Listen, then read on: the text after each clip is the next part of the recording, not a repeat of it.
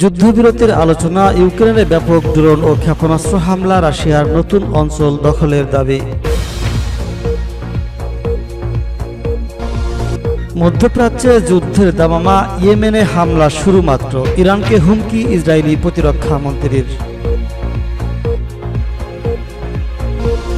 ভারত পাকিস্তান যুদ্ধের পরে একই সময়ে চীন সফরে ভারত ও পাকিস্তানের দুই প্রধানমন্ত্রী।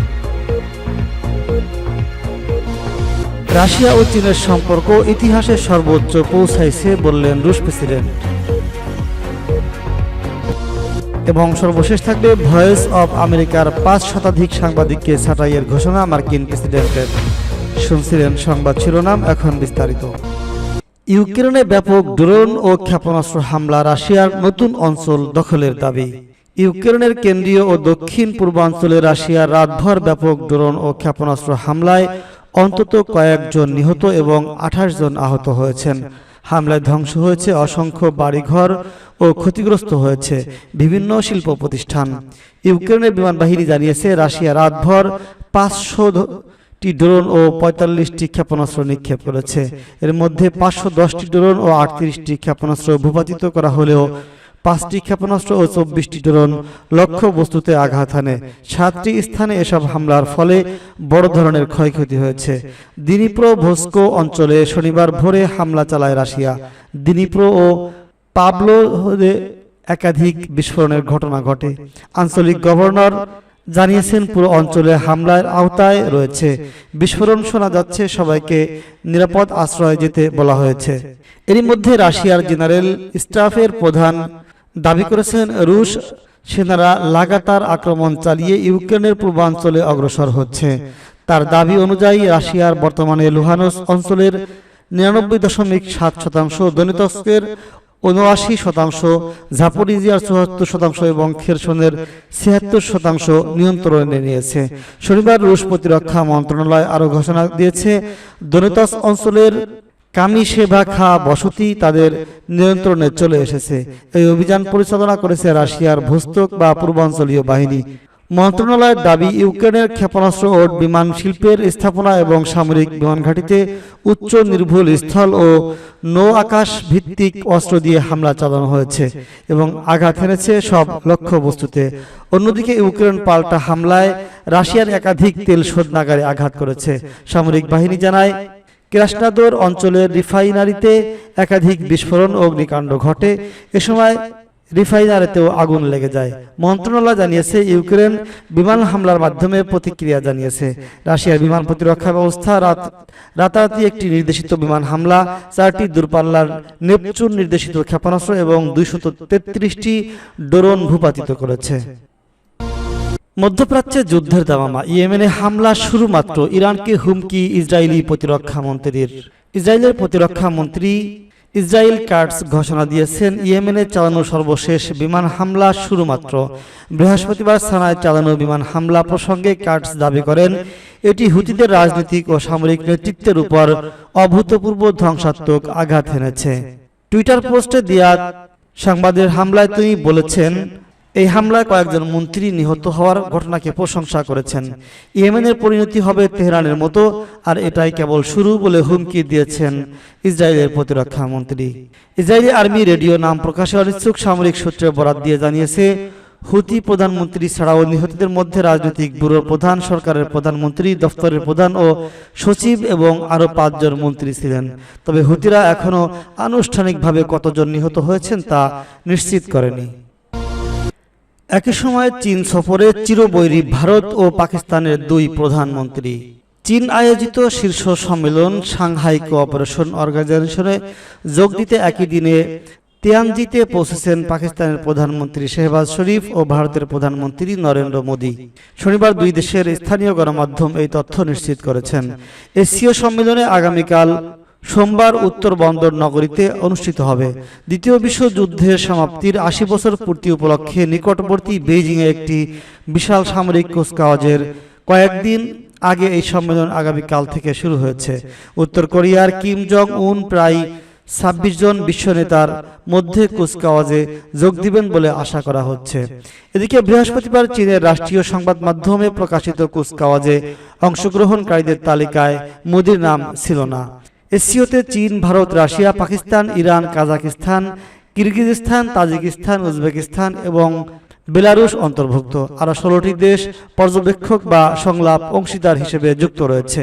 শনিবার থেকে চীনের প্রেসিডেন্ট শি জিনপিং, কম্বোডিয়ার প্রধানমন্ত্রী হুন মানেত এবং মিশরের প্রধানমন্ত্রী মুস্তফা মাদবলি সহ নেতাদের স্বাগত জানাতে শুরু করেছেন। রুশ প্রেসিডেন্ট ভ্লাদিমির পুতিনও শীর্ষ সম্মেলনের আগে তিয়ানজিতে আসার কথা রয়েছে। চীন, রাশিয়া ও মধ্যে রাশিয়ার রাষ্ট্রগুলোর স্বার্থে সম্পর্ক আরও গভীর করার জন্য এসসিও গঠন করা হয়েছে, যা কখনো কখনো পশ্চিমা প্রভাবিত ন্যাটো সামরিক জোটের পাল্টা হিসেবে বিবেচিত হচ্ছে। রাশিয়া ও চীনের সম্পর্ক ইতিহাসের সর্বোচ্চ পর্যায়ে রয়েছে বললেন রুশ প্রেসিডেন্ট। রাশিয়া ও চীনের সম্পর্ক এখন ইতিহাসের সর্বোচ্চ পর্যায়ে পৌঁছেছে বলে মন্তব্য করেছেন রুশ প্রেসিডেন্ট ভ্লাদিমির পুতিন।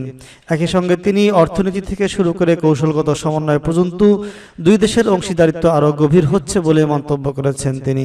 শনিবার 30 আগস্ট এক প্রতিবেদনে এই তথ্য জানিয়েছে বার্তা সংস্থা আনাদুলু।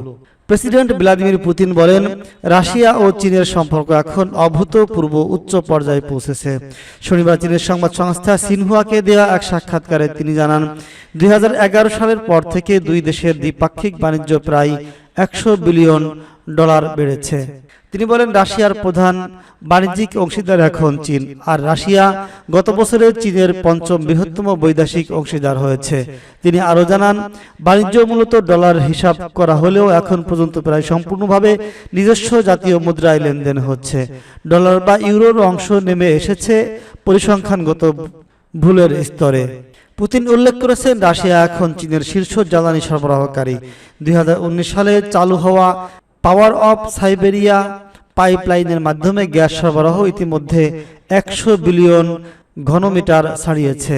তিনি বলেন, 2027 সালে পূর্বাঞ্চলীয় গ্যাস পাইপলাইন সম্পন্ন হলে চীনে গাড়ি রপ্তানি ও জ্বালানির চাহিদা পূরণে রাশিয়া ভূমিকা আরও বাড়বে, যা দুই দেশের সম্পর্ককে গভীর করবে। পুতিনের ভাষায়, আমরা আসন্ন সফরে পারস্পরিক স্বার্থ সংশ্লিষ্ট সহযোগিতা আরও বিস্তৃত করার বিষয়ে আলোচনা করব। শুধু অর্থনীতি নয়, কৌশলগত ক্ষেত্রেও রাশিয়া চীনের সমন্বয়ের কথা তুলে ধরেন পুতিন। তার ভাষায়, এই সহযোগিতা বিশ্ব রাজনীতির একটি প্রধান উপাদান।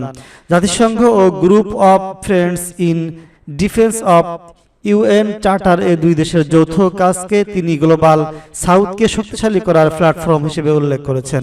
দুই দেশেই জাতিসংঘ নিরাপত্তা পরিষদ সংস্কারের পক্ষে, যাতে এশিয়া, আফ্রিকা ও লাতিন আমেরিকার প্রতিনিধিত্ব আরও বাড়ে এবং বর্তমান বাস্তবতা প্রতিফলিত হয়। পুতিন বলেন, আমরা ব্রিক্সের মধ্যে চীনের সঙ্গে সক্রিয়ভাবে কাজ করছি, যাতে এটি আন্তর্জাতিক কাঠামোর অন্যতম প্রধান ভিত্তি হিসেবে প্রভাব বাড়াতে পারে। তিনি পশ্চিমা নিষেধাজ্ঞাকে বৈষম্যমূলক আখ্যা দিয়ে আন্তর্জাতিক মুদ্রা তহবিল IMF ও বিশ্বব্যাংকের সংস্কারের আহ্বান জানান। বেইজিংয়ের সঙ্গে যৌথভাবে তিনি এমন এক নতুন আর্থিক ব্যবস্থা গড়ে তোলার স্বপ্নের কথা বলেন, যা হবে ন্যায্য, উন্মুক্ত এবং নব উপনিবেশবাদী উদ্দেশ্যের ঊর্ধ্বে। ভয়েস অব আমেরিকার 5 শতাধিক সাংবাদিককে ছাঁটাইয়ের ঘোষণা মার্কিন প্রেসিডেন্টের। যুক্তরাষ্ট্রের ফেডারেল অর্থায়নে পরিচালিত সংবাদ মাধ্যম ভয়েস অব আমেরিকার প্রায় 5 শতাধিক সংবাদকর্মীকে ছাঁটাই করার সিদ্ধান্ত নিয়েছেন ট্রাম্প প্রশাসন। রবিবার 31 আগস্ট এক প্রতিবেদনে এই তথ্য জানিয়েছে বিবিসি। ঘোষণায় বলা হয়েছে, প্রতিষ্ঠানটির মূল সংস্থা US agency for global media মোট 532টি পদ বাতিল করবে, যার মধ্যে অধিকাংশই ভিওএর। ছাঁটাইয়ের পর ভিওএতে মাত্র 108 জন কর্মী থাকবে। প্রতিষ্ঠানটির ভারপ্রাপ্ত প্রধান নির্বাহী ক্যারি লেক এই সিদ্ধান্তকে ন্যায্যতা দিয়ে বলেছেন, এটি ফেডারেল আমলাতন্ত্র কমাতে, সংস্থার সেবা উন্নত করতে এবং মার্কিন নাগরিকদের করের অর্থ সাশ্রয় সহায়ক হবে। তবে কর্মীদের প্রতিনিধিত্বকারী ইউনিয়ন নিউ ইয়র্ক টাইমসকে দেওয়া এক বিবৃতিতে এই পদক্ষেপকে অবৈধ আখ্যা দিয়েছেন। ভিওএ দ্বিতীয় বিশ্বযুদ্ধের সময় নাৎসি প্রচারণার মোকাবেলায় প্রতিষ্ঠিত হয়। বর্তমানে এটি বিশ্বের অন্যতম বৃহত্তম আন্তর্জাতিক সম্প্রচার সংস্থা, যা টেলিভিশন, রেডিও, ডিজিটাল মাধ্যমে প্রায় 50টি ভাষায় সংবাদ প্রচার করে থাকে। এর আগে জুন মাসে লেক ঘোষণা দিয়েছিলেন 639 কর্মীকে বরখাস্ত করা হবে, তবে কাগজপত্রের ত্রুটির কারণে সেই সিদ্ধান্ত স্থগিত হয় এবং কয়েকজন কর্মী আদালতে মামলা করেন। তবে শেষ পর্যন্ত ছাঁটাইয়ের পদক্ষেপ থামানো যায়নি।